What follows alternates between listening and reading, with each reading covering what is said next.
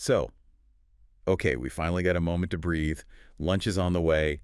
And I have to ask you something that's really been on my mind. I look at the market, and there are just a million options. Everyone has an opinion. But honestly, what is the single best way to fly private right now? You know, it's interesting you ask that. That is always the first question I get.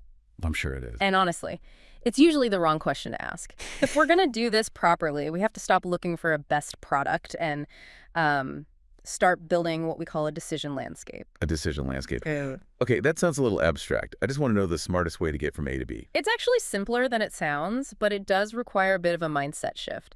Most people treat private aviation like a one-time purchase, like buying a car. Mm-hmm. But it's actually an evolving strategy. The mission here isn't to buy a plane or even a specific program. It's to figure out which tool fits the trip you're taking today. Okay, let's unpack that because usually the goal is just to secure the asset, right? You're saying the asset itself matters less than the strategy. Think of it this way. At our firm, we like to operate as an aviation caddy. An aviation caddy. Exactly. A caddy doesn't own the golf course. They don't even swing the club for you. But they know the lay of the land better than anyone. Their job is to hand you the right club for the specific lie of the ball. I like that. So I'm the player, you're the caddy. You're the player. And to use the classic line, you wouldn't use a driver to putt. Right. No. Yet that's exactly what happens when you lock yourself into a single program. You end up using this heavy, expensive tool for a short, simple trip where it just doesn't make sense. Aviation is a range of options, a whole continuum. You've got on-demand charter, jet cards, fractional ownership.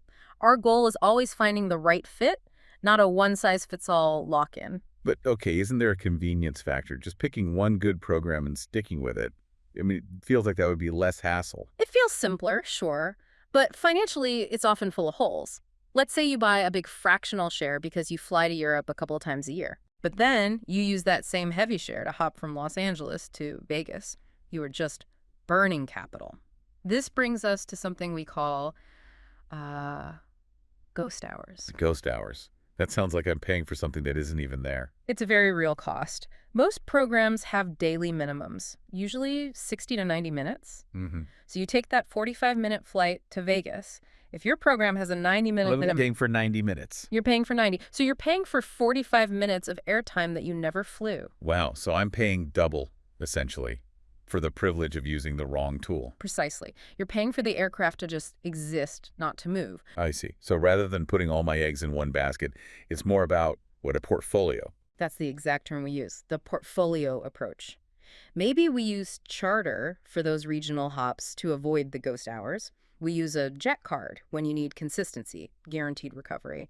And maybe fractional makes sense if you're doing heavy, predictable flying. Acting in your best interest means we protect your flexibility rather than forcing a commitment to just one provider.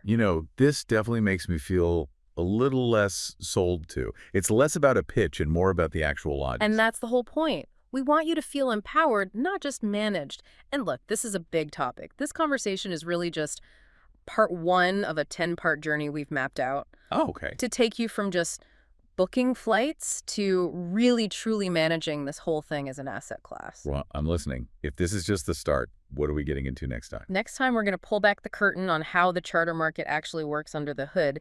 It's a bit wilder than people think, and understanding it is key to not getting overcharged. I'm looking forward to it. And for everyone listening, here's something to think about before our next deep dive. Look at your last 5 flights. How many of them are actually longer than your program's daily minimum? You might be surprised at how many ghost hours you've already bought.